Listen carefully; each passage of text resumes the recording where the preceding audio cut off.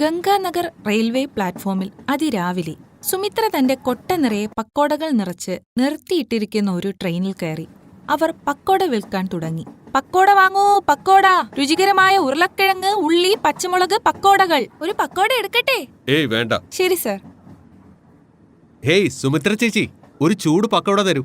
Hey Ashok, നിങ്ങളോ? എവിടെയെങ്കിലും പോവുകയാണോ? നിങ്ങളുടെ ജോലിയുടെ കാര്യം എന്തായി? ആ സുമിത്ര ചേച്ചി, അടുത്ത ആഴ്ച ഇന്റർവ്യൂവിന് പോകണം. അമ്മാവന്റെ വീട്ടിൽ പോയിരിക്കുക. അവരെ കൂട്ടിക്കൊണ്ടുവരുവാൻ പോവുകയാണ്. ശരി ശരി, ഇതെടുക്കൂ. ആ വളരെ ടേസ്റ്റി ആയിട്ടുണ്ട്. രാവിലെ നിങ്ങളുടെ പക്കോടയും കൂടെ ഒരു കപ്പ് ചൂട് ചായയും കുടിച്ചാലുണ്ടല്ലോ, ദിവസം പൂർത്തിയായി. നിങ്ങളുടെ പക്കോടകൾ വളരെ രുചികരമാണ്. നിങ്ങളുടെ പക്കോട കഴിക്കാൻ വേണ്ടി തന്നെ ഞാൻ പലതവണ സ്റ്റേഷനിൽ വന്നിട്ടുണ്ട്. നിധി, നീയും എടുക്ക് ഒരു പക്കോട. വേണ്ട വേണ്ട, നീ തന്നെ കഴിച്ചോ. ഈ പക്കോടയൊന്നും ഞാൻ കഴിക്കാറില്ല. സോറി. അശോകിന്റെ അടുത്തിരിക്കുന്ന പെൺകുട്ടിയുടെ വാക്കുകൾ കേട്ടപ്പോൾ സുമിത്രയ്ക്ക് വിഷമം തോന്നി. കാരണം ആ പെൺകുട്ടി അവളുടെ പക്കോടകളെ പറ്റിയാണ് മോശമായി പറഞ്ഞത്. അവൾ ഒന്നും മിണ്ടാതെ മുന്നോട്ട് നടന്നു. പക്കോട വിൽപ്പനക്കാരി, എനിക്കൊരു പക്കോട തരൂ. ഇങ്ങനെ ഒരാളുടെ മുഖത്ത് നോക്കി എടുത്തടിച്ചതുപോലെ സംസാരിക്കുന്നത് നല്ലതല്ല. നോക്കൂ അശോക്, ഇനി നീ ഒരു പക്കോടക്കാരിക്ക് വേണ്ടി എന്നോട് വഴക്കുണ്ടാക്കുകയാണോ? ഇത്രയും വിഷമിക്കാൻ മാത്രം അത് നിങ്ങളുടെ ആരും അല്ലല്ലോ. സുമിത്ര പക്കോട വിൽക്കുന്നതിനിടയിൽ ആ പെൺകുട്ടി പറയുന്നത് കേട്ടു. അവർക്കത് സഹിക്കാൻ കഴിഞ്ഞില്ല. അവർ ട്രെയിനിലെ മറ്റൊരു കമ്പാർട്ട്മെന്റിലേക്ക് പോയി. നിധി പറഞ്ഞതിൽ സുമിത്രയ്ക്ക് വിഷമം തോന്നി. ഇതുപോലെ പലപ്പോഴും സംഭവിക്കാറുണ്ടായിരുന്നു. ചിലർക്ക് സുമിത്ര ഉണ്ടാക്കുന്ന പക്കോടകൾ വളരെ ഇഷ്ടമായിരുന്നു. മറ്റു ചിലർ സുമിത്രയെ പക്കോടയുടെ പേരിൽ പല വിധത്തിൽ കളിയാക്കുമായിരുന്നു. അമ്മേ, എന്തു പറ്റി? ഇന്ന് നിങ്ങൾ വളരെ വിഷമത്തിലാണല്ലോ. എനിക്കറിയാം നിന്റെ അമ്മയുടെ മുഖം എന്താണ് ഇത്ര മ്ലാനമായിരിക്കുന്നതെന്ന്. ഒരു പെൺകുട്ടി നിന്റെ അമ്മയെക്കുറിച്ച് മോശമായി സംസാരിച്ചു. ആ സമയത്ത് മാധവും ട്രെയിനിൽ ചായ വിൽക്കുന്നുണ്ടായിരുന്നു. സുമിത്രേ, ആ പെൺകുട്ടി നിന്നോട് എങ്ങനെയാ സംസാരിച്ചതെന്ന് മാധവ് എന്നോട് പറഞ്ഞു. നീ എന്തിനാണ് ട്രെയിനിൽ പക്കോട വിൽക്കാൻ പോകുന്നത്? ഒന്നാമത്തെ കാര്യം എന്തെന്ന് വെച്ചാൽ, എല്ലാ പ്രവൃത്തിയിലും നല്ലതും ചീത്തയുമുണ്ട്. രണ്ടും പറയുന്നവരുണ്ട്. അതെ, എനിക്കല്പം വിഷമം തോന്നി. പക്ഷേ എന്ത് ചെയ്യാൻ കഴിയും? അതങ്ങനെയാണ്. ഇതൊരു നിത്യസംഭവമാണ്. ചിലപ്പോൾ ആരെങ്കിലും നല്ലത് പറഞ്ഞാൽ വളരെ സന്തോഷം തോന്നും. ഇനി മോശമാണ് പറയുന്നതെങ്കിൽ വിഷമം തോന്നും. അങ്ങനെയാണ് ഈ ജോലിയെന്ന് എനിക്കുമറിയാം. നിങ്ങളുടെ നടുവിനെങ്ങനെയുണ്ട്?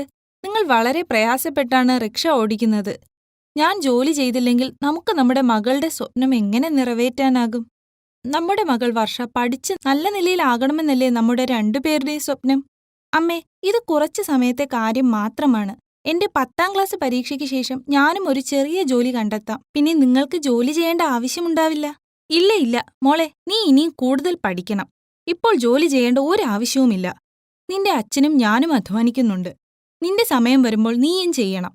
ഇപ്പോൾ നീ ശ്രദ്ധയോടെ പഠിച്ചാൽ മാത്രം മതി. സുമിത്ര പ്രകൃത്യാ വളരെ കഠിനാധ്വാനിയായിരുന്നു. ഒരു ദിവസം അവൾ ട്രെയിനിൽ പക്കോട വിൽക്കുകയായിരുന്നു. പക്കോട വാങ്ങൂ, പക്കോട!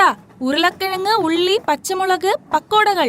ഹേയ് പക്കോട വിൽപ്പനക്കാരി, 20 രൂപയ്ക്ക് എനിക്ക് പക്കോട തരൂ. ഹാ ഞാൻ തരാം. ഇതെന്ത് പക്കോടകളാണ്? തണുത്ത് രുചിയില്ലാത്തത്. നിങ്ങളിത് തിരികെ എടുത്തോളൂ. സുമിത്ര പക്കോട വിൽക്കാനായി മുന്നോട്ട് നീങ്ങി. പക്ഷേ ഇത്തവണ ട്രെയിൻ വേഗത്തിൽ മുന്നോട്ട് നീങ്ങിയതിനാൽ സുമിത്രയ്ക്ക് താഴെ ഇറങ്ങാൻ സാധിച്ചില്ല. അവർ അടുത്ത സ്റ്റേഷനിൽ ഇറങ്ങാമെന്ന് ചിന്തിച്ചു. അങ്ങനെ സുമിത്ര കുറച്ചുനേരം ആ സ്ത്രീ ഇരുന്ന അതേ കമ്പാർട്ട്മെന്റിലേക്ക് തന്നെ തിരിച്ചു വന്നു. സുമിത്ര വീണ്ടും ആ കമ്പാർട്ട്മെന്റിൽ പക്കോടകൾ വിൽക്കാൻ തുടങ്ങി. അടുത്ത സ്റ്റേഷനിൽ ആ സ്ത്രീ അവരുടെ കുട്ടിയുമായി ഇറങ്ങി. സുമിത്രയ്ക്ക് തിരിച്ച് ഗംഗാനഗർ സ്റ്റേഷനിലേക്ക് പോകണമായിരുന്നു. അതുകൊണ്ട് അവൾ തിരിച്ചു വരുന്ന ട്രെയിനിനായി കാത്തു നിൽക്കാൻ തുടങ്ങി. കുറച്ചു സമയത്തിന് ശേഷം തിരിച്ചുള്ള ട്രെയിൻ എത്തിയപ്പോൾ സുമിത്ര അതിൽ കയറി. പെട്ടെന്ന് അവിടെയിരുന്ന പെൺകുട്ടിയുടെ മേൽ സുമിത്രയുടെ കണ്ണുകൾ ഉടക്കി. ആ പെൺകുട്ടിയുടെ അടുത്തിരുന്ന സ്ത്രീയുടെ മടിയിൽ കഴിഞ്ഞ സ്റ്റേഷനിൽ തന്റെ അമ്മയോടൊപ്പം ഇറങ്ങിയ അതേ കുട്ടി ഉറങ്ങിക്കിടക്കുന്നതായി അവർ കണ്ടു. ഇത് നിധിയല്ലേ? അശോക് ഭയ്യോടൊപ്പം അന്ന് കണ്ട കുട്ടി. അവളുടെ കൂടെയുള്ള ഈ സ്ത്രീ ആരാണ്? അവരുടെ മടിയിൽ ഞാൻ പക്കോട വിറ്റ അതേ കുട്ടിയല്ലേ? ഇവൻ തന്റെ അമ്മയോടൊപ്പം കഴിഞ്ഞ സ്റ്റേഷനിൽ ഇറങ്ങിയിരുന്നു. പിന്നെ ഇവരുടെയൊപ്പം എങ്ങനെ വന്നു? സുമിത്രയെ മുന്നിൽ കണ്ട് നിധി എന്ന പെൺകുട്ടി വളരെ ഭയപ്പെട്ടു. അവളുടെ മുഖത്ത് പരിഭ്രാന്തി വ്യക്തമായി കാണാമായിരുന്നു. നിധി, എന്നെ മനസ്സിലായോ? ഞാൻ സുമിത്ര. ഒരു ദിവസം അശോക് ഭയ്യയുടെ കൂടെ കണ്ടിരുന്നില്ലേ? ഏത് അശോക്? എനിക്ക് അശോകിനെയൊന്നും അറിയില്ല. നിങ്ങൾക്ക് തെറ്റിപ്പോയതാണ്. മിണ്ടാതെ പക്കോട തന്നിട്ട് പൊക്കോ. തീർച്ചയായും അവിടെ എന്തോ പന്തികേടുള്ളതായി സുമിത്രയ്ക്ക് തോന്നി. നിധി അവരെ തിരിച്ചറിഞ്ഞില്ല എന്ന് കള്ളം പറയുകയായിരുന്നു. ആ സ്ത്രീയുടെ മടിയിലിരിക്കുന്ന കുട്ടിയുടെ അമ്മ അവരല്ലായിരുന്നു. സുമിത്ര ആകെ വിഷമിച്ചു. അവളുടെ മുന്നിൽ ഒരു വഴിയേ ബാക്കിയുണ്ടായിരുന്നുള്ളൂ. ട്രെയിൻ മുന്നോട്ട് പോകുന്നതിന് മുമ്പ് അവർ ടിടിയോട് എല്ലാം പറയുന്നു. ചേച്ചി, ഈ പക്കോട വിൽപ്പനക്കാരിക്ക് എന്നെ മനസ്സിലായി. നമുക്ക് വേറെ ഏതെങ്കിലും കമ്പാർട്ട്മെന്റിലേക്ക് പോകണം. പിന്നെ കുറച്ചു സമയം കഴിഞ്ഞ് ട്രെയിൻ മുന്നോട്ട് നീങ്ങിയാൽ പിന്നെ അവരെ പേടിക്കേണ്ട കാര്യമൊന്നുമില്ല. പക്ഷെ അവരുടെ കണ്ണിൽ പെടാതെ ശ്രദ്ധിച്ചു പോകണം. അല്ലെങ്കിൽ ചിലപ്പോൾ ആ പക്കോടക്കാരി എല്ലാ പ്ലാനും പൊളിക്കും. നമുക്ക് ഈ കുട്ടിയെ അടുത്ത കമ്പാർട്ട്മെന്റിലേക്ക് കൊണ്ടുപോകാം. ശരി ശരി, നമുക്ക് അടുത്ത കമ്പാർട്ട്മെന്റിലേക്ക് പോകാം. അപ്പോഴേക്കും ആ കുട്ടി ഉറക്കെ കരയാൻ തുടങ്ങുകയും ആ സ്ത്രീയുടെ മടിയിൽ നിന്നിറങ്ങി പുറത്തേക്കോടി തന്റെ അമ്മയെ തിരയുകയും ചെയ്യുന്നു. സുമിത്ര കുഞ്ഞിനെ കയ്യിലെടുത്ത് രക്ഷിക്കുന്നു. അപ്പോഴേക്കും ടിറ്റിയും അവിടേക്ക് വരുന്നു. പേടിക്കണ്ട കുഞ്ഞെ, ഞങ്ങൾ ഇപ്പോൾ തന്നെ നിന്നെ നിന്റെ അമ്മയുടെ അടുത്ത് എത്തിക്കാം. ഇനി ടിറ്റി അങ്കിൾ ഇവരെ രണ്ടുപേരെയും പിടിച്ചോളും. സുമിത്ര, ട്രെയിൻ സ്റ്റേഷനിൽ നിർത്തിയിരിക്കുകയാണ്. ഇപ്പോൾ തന്നെ ഞാൻ പോലീസിനെ വിളിച്ച് ഈ കുട്ടികളെ തട്ടിക്കൊണ്ടുപോകുന്ന സ്ത്രീകളെ അവരെ ഏൽപ്പിക്കാം. നിങ്ങൾ വളരെ നല്ല കാര്യമാണ് ചെയ്തത്. സർ, ഇവന്റെ അമ്മ കഴിഞ്ഞ സ്റ്റേഷനിൽ ഉണ്ടായിരിക്കണം. ഈ കുട്ടിയെ നമുക്ക് അവിടെ എത്തിക്കണം. ഞാൻ അടുത്ത സ്റ്റേഷനിൽ വിളിച്ചു പറഞ്ഞിട്ടുണ്ട്. കുഞ്ഞിന്റെ അമ്മ ഇങ്ങോട്ട് വരുന്നുണ്ട്. കുറച്ചു സമയത്തിന് ശേഷം ആ കുട്ടിയുടെ അമ്മ അവിടെ എത്തുന്നു. കരഞ്ഞു കരഞ്ഞ് അവർ തളർന്നിരുന്നു. സഹോദരി, നിങ്ങൾ സുമിത്രയോടാ നന്ദി പറയേണ്ടത്. ഞാൻ ആ നന്ദി അർഹിക്കുന്നില്ല. നന്ദി സുമിത്രയോടാ പറയേണ്ടത്. അവരാണ് എന്നോട് ഈ 2 കുട്ടികളെ തട്ടിക്കൊണ്ടുപോകുന്ന സ്ത്രീകളെപ്പറ്റി പറഞ്ഞത്. നന്ദിയുണ്ട് സഹോദരി. ഇന്ന് നിങ്ങൾ ഞങ്ങളുടെ വീട്ടിലെ വിളക്കിനെ രക്ഷിച്ചു. നിങ്ങളോട് വളരെ കടപ്പാടുണ്ട്. ഞാൻ ഈ ഉപകാരം ഒരിക്കലും മറക്കില്ല. ഞാൻ സ്റ്റേഷനിൽ കുടിക്കാനുള്ള വെള്ളം നിറയ്ക്കുമ്പോഴാണ് ഇവനെ കാണാതായത്. അപ്പോൾ മുതൽ ഞാൻ ഇവനെ അന്വേഷിക്കുകയാണ്. എന്റെ കുഞ്ഞിനെ എനിക്ക് തിരിച്ചു കിട്ടി. ദൈവത്തിന് നന്ദി. സുമിത്ര, നിങ്ങൾ വളരെ നല്ല വ്യക്തിയാണ്. സഹോദരി, ഞാൻ മനുഷ്യത്വപരമായ ഒരു കാര്യം ചെയ്തു എന്നേയുള്ളൂ. നിങ്ങളുടെ കുട്ടിയെ നിങ്ങൾക്ക് തിരികെ ലഭിച്ചതിൽ എനിക്ക് വളരെ സന്തോഷമുണ്ട്. ഈ സ്ത്രീകൾ കുട്ടിയെ അടുത്ത സ്റ്റേഷനിലേക്ക് കൊണ്ടുപോയിരുന്നെങ്കിൽ പിന്നെ നിങ്ങളുടെ കുട്ടിയെ നിങ്ങൾക്ക് തിരികെ ലഭിക്കാൻ ബുദ്ധിമുട്ടായേനെ. അശോകം സ്റ്റേഷനിലേക്ക് എത്തിയിരുന്നു.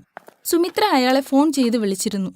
നിധി, നീ ഇത്രയും തരംതാണ പ്രവൃത്തി എങ്ങനെ ചെയ്തു? നിന്നെ സ്നേഹിച്ചതിൽ എനിക്കിപ്പോൾ നാണക്കേട് തോന്നുന്നു. ഞാൻ നിന്നോടൊപ്പം എന്റെ ജീവിതം മുന്നോട്ട് നയിക്കാൻ ആഗ്രഹിച്ചിരുന്നു. നിന്നെ വിവാഹം കഴിക്കാൻ ആഗ്രഹിച്ചിരുന്നു. പക്ഷെ ദൈവത്തിന് നന്ദി, ഇന്ന് സുമിത്ര ചേച്ചി കാരണം മുഴുവൻ സത്യങ്ങളും എന്റെ കൺമുന്നിൽ വന്നു. ഇൻസ്പെക്ടർ സർ, ഈ 2 സ്ത്രീകളെയും ഇവിടെ നിന്ന് കൊണ്ടുപോകൂ. ഇവർക്ക് നല്ല ശിക്ഷ കൊടുക്ക്. ഇനി ഒരിക്കലും ഇവർ ഇങ്ങനെ ഒരു കുറ്റകൃത്യം ചെയ്യാൻ മുതിരരുത്. നടക്ക് രണ്ടുപേരും. മാഡം, ഇവരെ 2പേരെയും കൊണ്ടുപോകൂ. കുട്ടികളെ കടത്തുന്നോ? നിങ്ങൾ സ്ത്രീകളാണല്ലോ എന്നോർത്ത് ലജ്ജ തോന്നുന്നു. എല്ലാവരും സുമിത്രയെ വാനോളം പുകഴ്ത്തുന്നു. അവർ ഇന്നൊരു കുഞ്ഞിനെ തന്റെ അമ്മയിൽ നിന്ന് വേർപെടാതെ രക്ഷിച്ചു.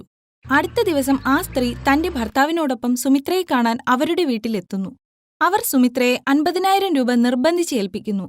അവർ വർഷയുടെ പഠനത്തിന്റെ ചിലവുകളും ഏറ്റെടുക്കുന്നു. സുമിത്ര ആ പണം കൊണ്ട് റെയിൽവേ പ്ലാറ്റ്ഫോമിൽ ഒരു ചെറിയ കട വാടകയ്ക്കെടുത്തു. സുമിത്രയും ഭർത്താവും അവിടെ ചായയും പക്കോടയും വിൽക്കാൻ തുടങ്ങി.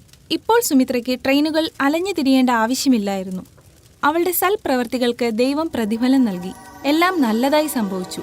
സുമിത്ര ഇതിനെല്ലാം ദൈവത്തിനോട് നന്ദി പറഞ്ഞു.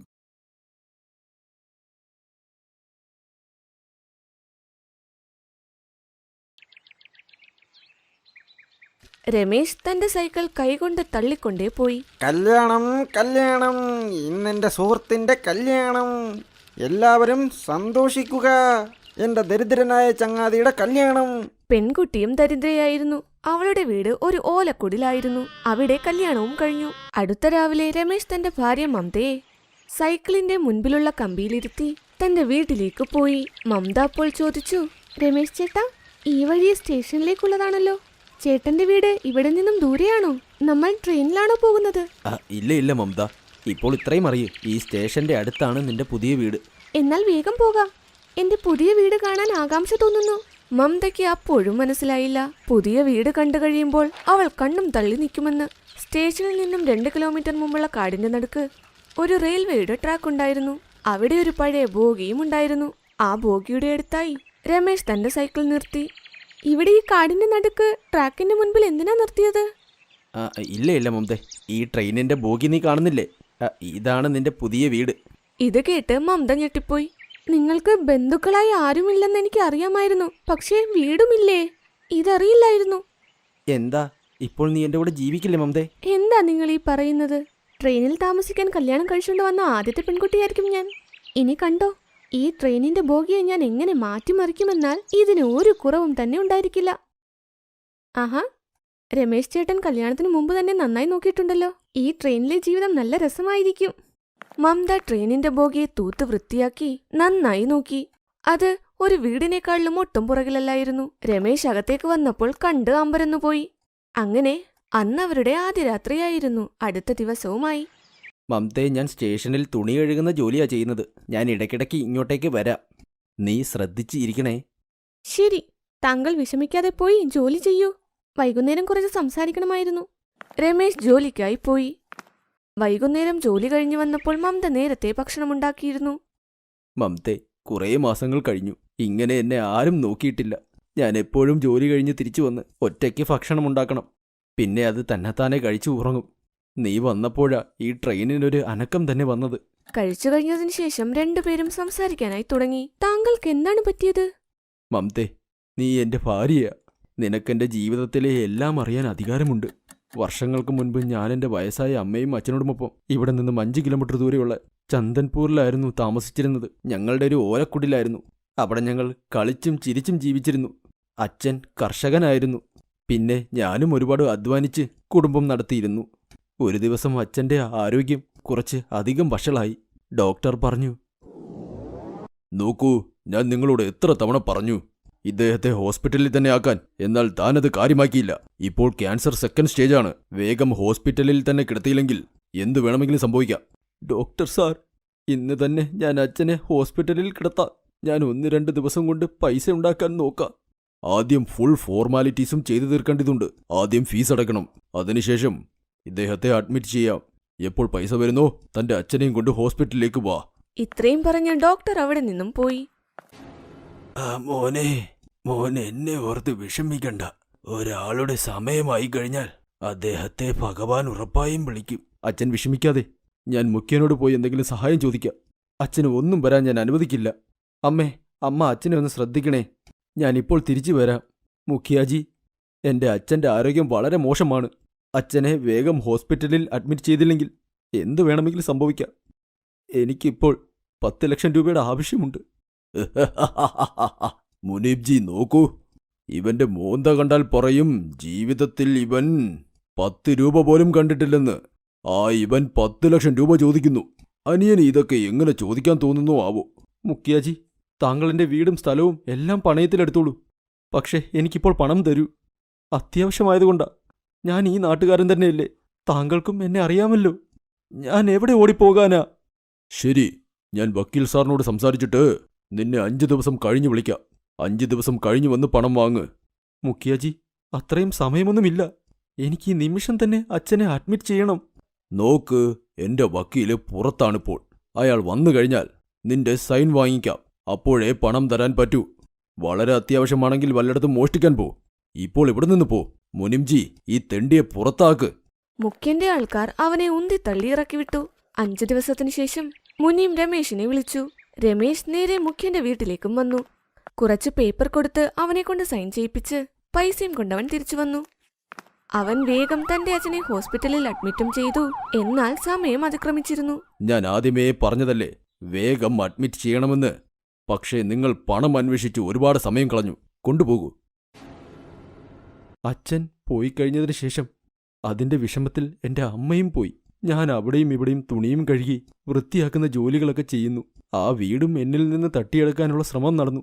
1 മാസത്തിനു ശേഷം മുഖ്യൻ അയാളുടെ വക്കീലുമായി വന്നു. അപ്പോഴാണ് മനസ്സിലായത് അവർ രണ്ടുപേരും എന്റെ വീടും എന്റെ സ്ഥലവും എല്ലാം അയാളുടെ പേരിലാക്കിയെന്ന്. അപ്പോൾ പണത്തിന് നല്ല ആവശ്യമുണ്ടായിരുന്നതുകൊണ്ട് ആ പേപ്പർ ഞാൻ വായിച്ചില്ല.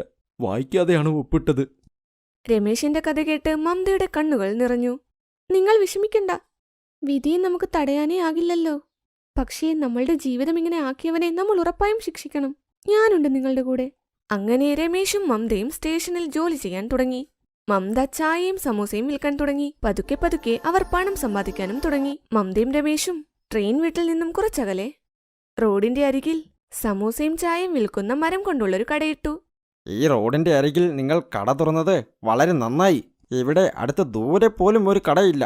കുറച്ച് പൈസയ്ക്ക് കഴിക്കാൻ ഇവിടെ ഒരു കടയെങ്കിലും വന്നല്ലോ. അവർ വീണ്ടും ഒരുപാട് പൈസ സമ്പാദിച്ചു.